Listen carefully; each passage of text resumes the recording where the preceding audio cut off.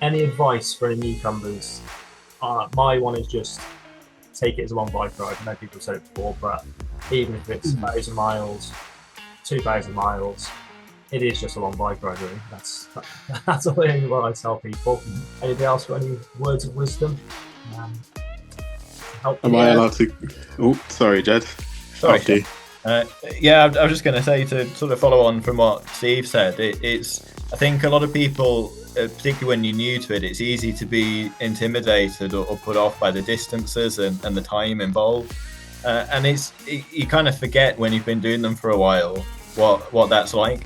But for me, I find it really helpful to just segment the ride up into small pieces. And you always know in the back of your head that, however tired you are, you can always ride another 5 miles or another 10k. If you were 10k from home, you wouldn't even think twice about getting home. You'd get there.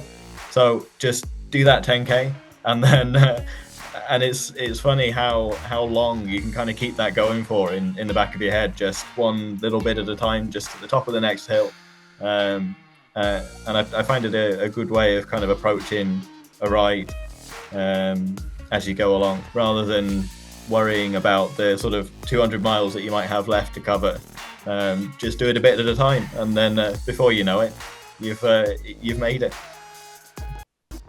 Must have some words of wisdom for the people. My one is that you'll always feel awful at some stage, but it will get better again.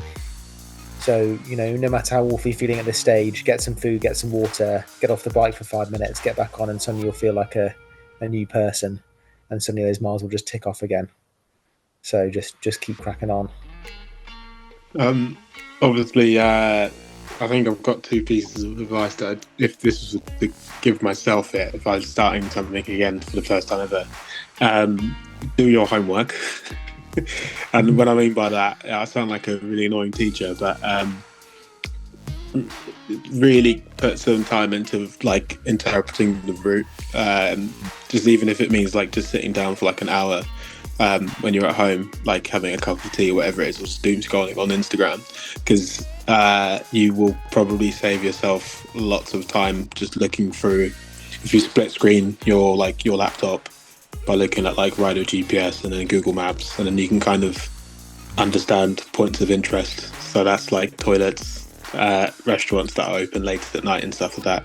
Because whilst I don't know if there's any 24-hour petrol stations on the route, it's always good to know, because you can even find out if there's literally vending machines and stuff like that, which really do go a long way. I've been in that situation in the Pyrenees before, and it's very super useful. And then my other piece of advice, I guess, is that accept that something's going to go wrong, whether it's you're going to have a horrendous saddle sore or something bad is going to happen on your bike, but don't necessarily pack for your fears. So it's kind of finding the right balance. So don't overpack, because otherwise you will regret that you took flip-flops with you. You'd be surprised that you can survive in just shoes, and I need to follow that advice myself in terms of just not overpacking. So this race hopefully will be a very minimalistic style, I'm hoping, fingers crossed, and we'll see how it goes. But yeah, just definitely do your homework, and yeah, just accept that something will go wrong, but also don't overpack. Basically, that's my advice. It's character building though if stuff goes wrong.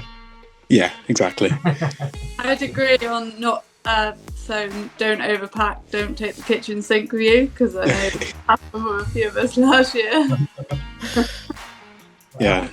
Flip-flops might come in handy at the end though. That is true, but you can always leave them in the bag. You can.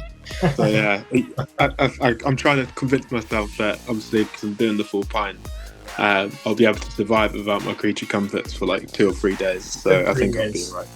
Yeah. Wales isn't like Ireland or Brittany. There's lots of shops around. Yeah. It might not be open late, but there's stuff along the routes you can stock up for the night time. So yeah, it's not vast, hundreds of miles without anything, so it should be fine. Yeah. Nice. That's it. Go-to snacks, emergency snacks. Anybody sort of mine's a sorry, the old Fruit Loaf. Chuck that in your pocket. That sort of gets me out of a bit of trouble every now and then. Any other sort of go-to snacks just in case? I had some like boiled potatoes with a bit of a. That's the farmer coming out there. They did have a laugh at me. Well, Tony had a laugh at me for bringing my bag of potatoes in my front bag. How many did you have? Quite a few. I actually got through them all, to be fair.